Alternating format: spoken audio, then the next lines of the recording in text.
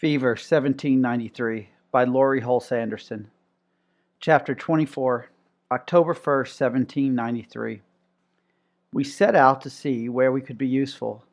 The black people were looked to. We then offered our services in the public papers by advertising that we would move the dead and procure nurses. Richard Allen and Absalom Jones. A narrative of the proceedings of the black people during the late awful calamity in Philadelphia in the year 1793. The sights and smells of Eliza's patients were no worse than Bush Hill, but I was not prepared for the heartache. Walking into the homes of strangers, sitting on their furniture, and drying the tears of their children was harder than cleaning up the sick.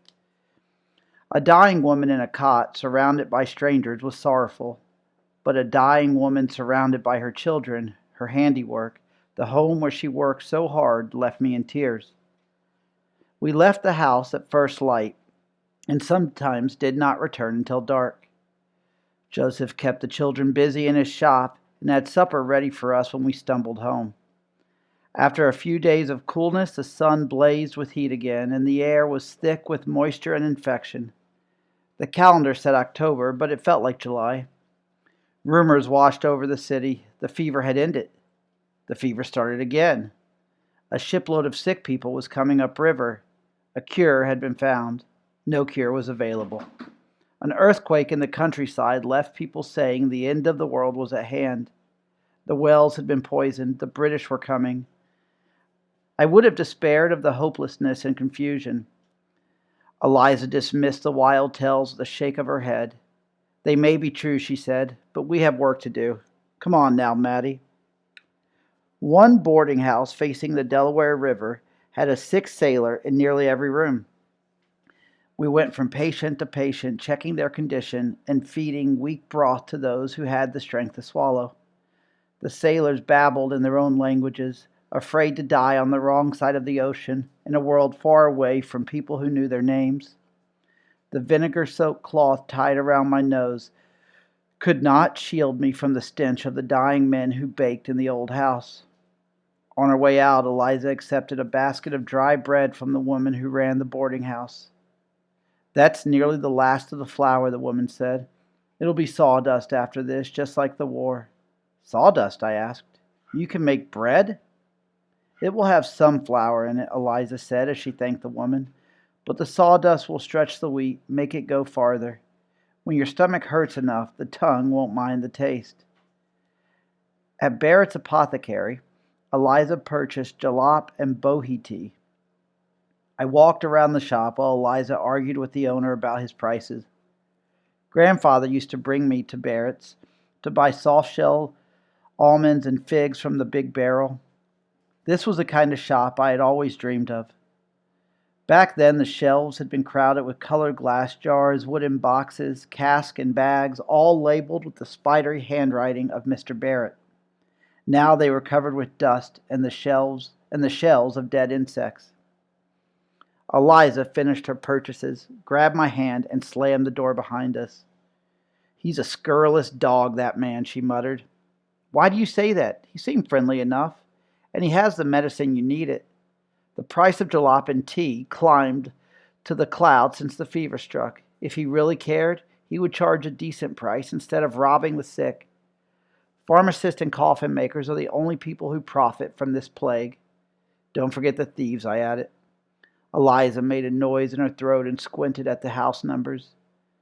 We are going to number 30. The Sharp family. They could have left for the country long ago, but he's a merchant and didn't want to leave the business.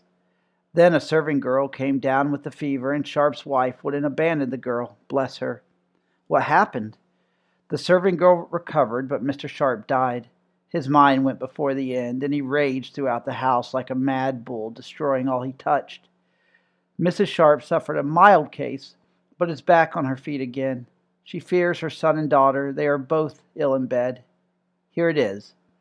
Eliza headed straight for the stairs that led to the bedchambers overhead, but I stopped in the front hall to stare. The furniture lay in heaps of splintered wood and feathers. A looking-glass had been dashed to thousands of pieces, and the gilt frame torn apart. The curtains were torn from the windows, and a door nearly ripped off its hinges. Mr. Sharp did not go gently to his grave.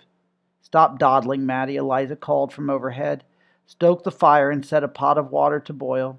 Then come up here and fetch these dirty sheets."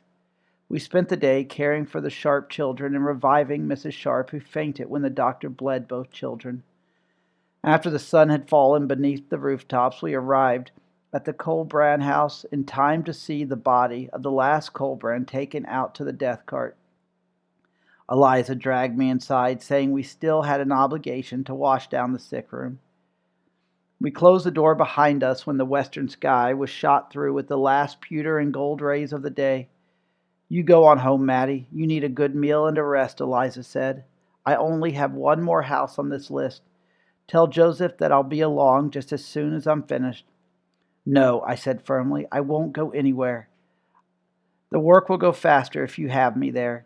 And you shouldn't walk home alone after dark." Eliza raised an eyebrow. "Never knew you to look for extra work. Come along, then."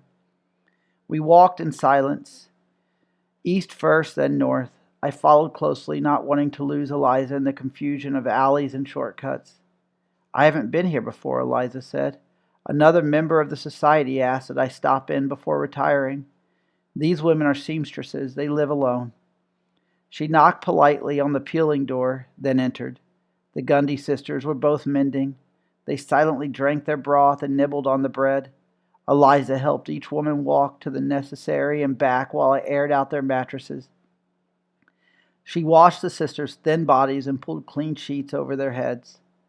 One of the women tried to press coins into Eliza's hand, but Eliza politely refused and put the money back in the sister's shabby purse. My stomach grumbled as we mounted the stairs of the cooperage. I wondered what Joseph had cooked. He didn't have Eliza's cooking skills, but I wasn't fussy. Eliza breathed heavily as she labored ahead of me. How many more days could we carry on like this? The front room was dark except for the flicker of a small fire in the hearth. No supper-time smells welcomed us. I looked around for the twins and Nell. A log popped, and the sound echoed around the apartment like a gunshot. Joseph sat next to the fire, his face in his hands. He did not look up as we entered. "Joseph?" Eliza called sharply. "Joseph, what ails you? Are you feverish again? Are you chilled?" Joseph raised his face to look at his sister. Tears coursed down his cheeks. He couldn't bring himself to speak. Eliza grabbed his shoulders and shook him. "What happened?" she shouted. "Where is Robert? Where are William and Nell?" Joseph wiped the back of his hand across his eyes. I stepped back from the sadness in his face. It filled the room and threatened to pull me in. He pointed to the bedchamber. The twins lay next to each other on the bed, their eyes closed.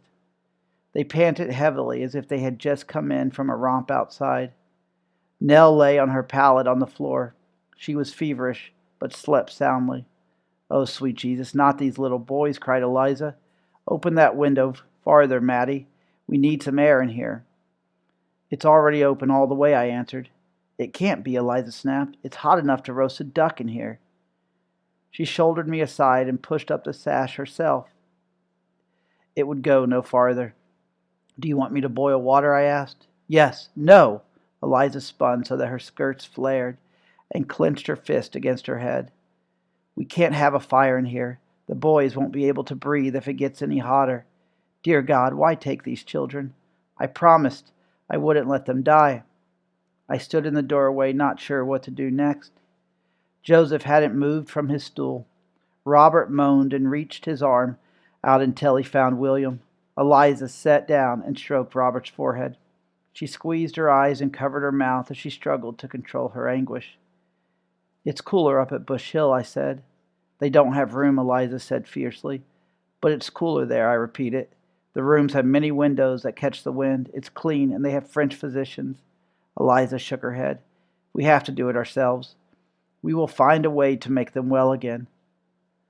I looked across the small room. The sound of the river came through the tiny window along with a distant echo of voices. Windows, I thought. Windows and empty rooms away from the river, away from the worst heat. "The coffee house," I cried.